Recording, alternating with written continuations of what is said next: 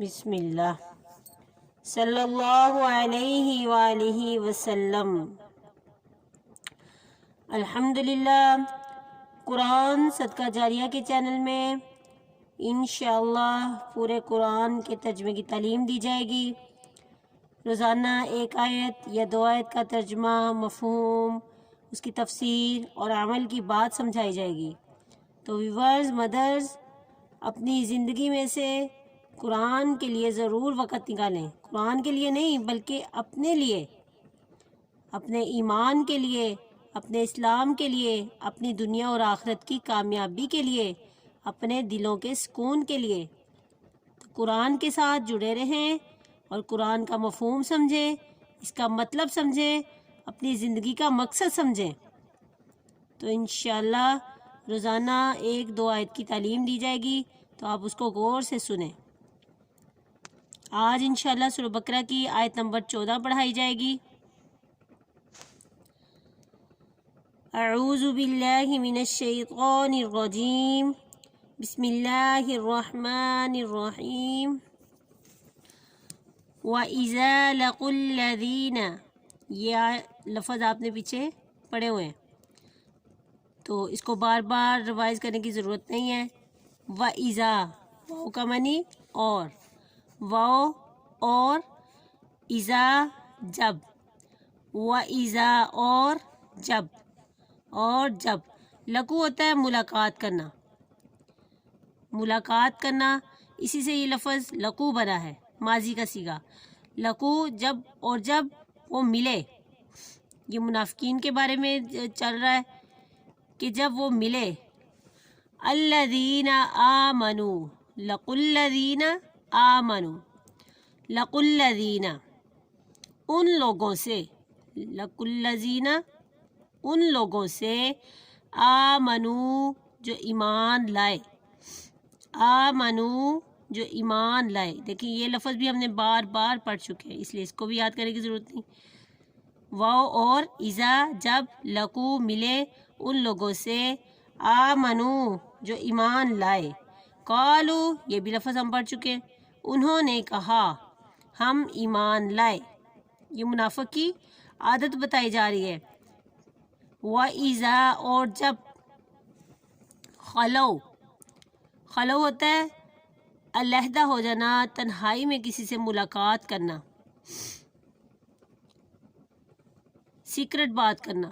خلو علیحدہ ہوئے، الا طرف، الا طرف، الا طرف، الا طرف، شیاطینہم، شیاطینہم، یہ دو لفظ ملے ہوئے ہیں۔ شیطان شیطان ہوتا ہے، جمع کا صیغہ شیاطین بن گیا، اور ہم اس کے ساتھ ضمیر مل گئی، اپنے شیطانوں کی طرف۔ اللہ تعالیٰ نے منافق کے جو ساتھی ہیں ان کو اللہ تعالیٰ نے شیطان کہا ہے، کیونکہ وہ شیطان کے پیچھے چلتے ہیں، اس لیے ان کو شیطان کہا ہے تو وہ انسان لیکن وہ شیطان کے پیچھے چلتے ہیں، تو اس لیے ان کو اللہ تعالیٰ نے شیطان کہا ہے۔ اپنے شیطانوں کی طرف، اپنے شیطانوں کی طرف، اپنے شیطانوں کی طرف۔ قالو انہوں نے کہا، قالو انہوں نے کہا، قالو انہوں نے کہا، انا بے شک، انا قرآن پاک میں بار بار آئے گا اور پیچھے بھی ہم پڑھ چکے ہیں، تو اس کا مطلب ہوتا ہے کہ اس آیت میں، اس آیت کے مفہوم میں کوئی بھی شک نہیں، یہ 100% ٹھیک ہے۔ انا بے شک، کوئی شک نہیں، ٹھیک ہے۔ معکم تمہارے ساتھ ہیں، یہ بھی دو لفظ ہے، مع الگ لفظ ہے، کم ضمیر اس کے ساتھ مل گئی، تمہارے ساتھ ہے۔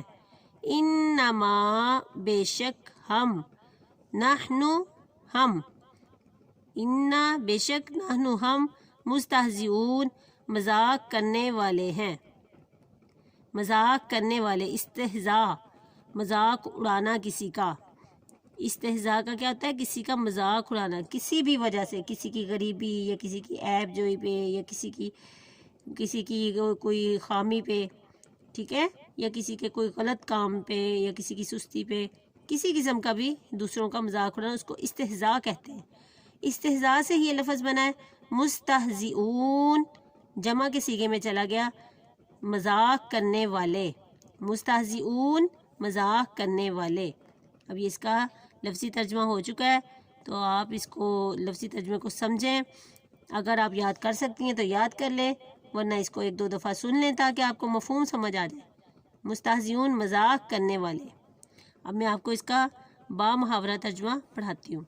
وَإِذَا لَقُوا الَّذِينَ آمَنُوا اور جب وہ ایمان والوں سے ملے، قَالُوا انہوں نے کہا ہم ایمان لائے۔ ٹھیک ہے، یہ اس کا با محاورہ۔ اور جب وہ لوگ ایمان والوں سے ملے تو انہوں نے کہا ہم ایمان لائے۔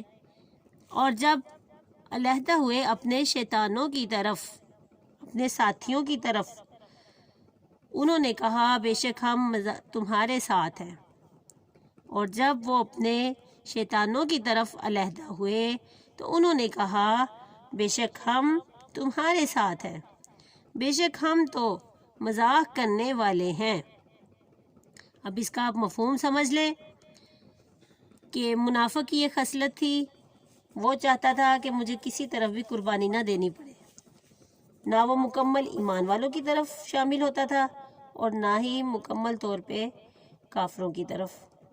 تو جب ایمان والوں سے ملتا وہ بندہ، کہتا میں تو تمہارے ساتھ ہوں، میں تو کلمہ پڑھنے والا ہوں، اور لیکن جب اپنے منافقوں کی طرف جاتا تو ان سے کافروں کی طرف ملتا تو ان سے کہتا ہم تو اس لیے مسلمانوں کی محفل میں شامل ہوتے ہیں تاکہ ہم تمہارے لیے خبریں لے کے آئیں اور ان کو یہ احساس ہو کہ ہم ان کے ساتھ ہیں۔ یعنی منافقت کرنی اس نے، جس سے ملتا اسی کا ہو جاتا۔ اگر کافروں سے ملتا تو کافروں کی حمایت میں بات کرتا، اگر مسلمانوں کی طرف آتے تو مسلمانوں کی حمایت میں بات کرتے۔ تو وہ لوگ یہ سمجھتے کہ ہم دوسروں کو بیوقوف بنا رہے ہیں، ہم عقل مند ہیں، ہم ہر طرف سے اپنی سیفٹی رکھتے ہیں تاکہ نہ مسلمان ہمیں نقصان پہنچا سکیں اور نہ کافر ہمیں نقصان پہنچا سکیں، اپنے آپ کو وہ سیف رکھتے ہیں۔ تو اللہ تعالیٰ فرماتا ہے یہ بیوقوفی ہے۔ اور جب ان سے کوئی پوچھتا ہے کہ تم ایسے کیوں کرتے ہو تو وہ کہتے ہیں ہم تو مذاق کرتے ہیں، ہم مذاق کرتے ہیں، یعنی دوسروں کو بیوقوف بنانا ان کے نزدیک مذاق ہے۔ تو یہ اس کا مفہوم ہے، یہ منافق کی عادت ہے۔ تو اس آیت میں عمل کی بات کیا ہے کہ اللہ تعالیٰ ہمیں نفاق سے بچائے، منافقت سے بچائے، کیونکہ اللہ تعالیٰ کو توحید پسند ہے، اللہ تعالیٰ کو وحدت پسند ہے، دوغلا پن اللہ کو پسند نہیں۔ تو اس آیت میں دوغلے پن کی خصلت بیان کی گئی ہے کہ پیٹھ پیچھے برائی کرنا اور منہ پہ اچھے بننا، تو یہ اللہ کو بالکل بھی پسند نہیں ہے۔ اس عادت سے آپ عمل کی بات یہ ہے کہ اپنے آپ کا جائزہ لیں کہ کہیں آپ کے اندر یہ عادت تو نہیں ہے کہ آپ لوگوں کے منہ پہ اچھے بنتے ہیں اور اسی انسان کی اس کی پیٹھ کے پیچھے برائی کرتے ہیں۔ تو اس چیز کا آپ نے جائزہ لینا ہے، یہ عمل کی بات ہے۔ اس آیت میں قرآن عمل کے لیے اترا ہے، تو آپ نے اپنے آپ کا جائزہ لینا ہے کہ کہیں یہ عادت آپ کے اندر تو نہیں ہے کہ آپ لوگوں کو بیوقوف بنا رہے ہیں یا ان کے ساتھ مذاق کر رہے ہیں، ان کے منہ پہ اچھے بن جاتے ہیں اور ان کی پیٹھ کے پیچھے برائی کرتے ہیں۔ اگر تو آپ کے اندر یہ عادت ہے تو جلد از جلد اس کو ختم کریں۔ تو اللہ تعالیٰ سے دعا ہے اللہ تعالیٰ اس آیت کا ترجمہ سمجھنے کی اور اس پہ عمل کرنے کی توفیق عطا فرمائے اور ہماری دین اور دنیا دونوں سنوار دے۔ وآخر دعوانا ان الحمد للہ رب العالمین، صلی اللہ علیہ وآلہ وسلم۔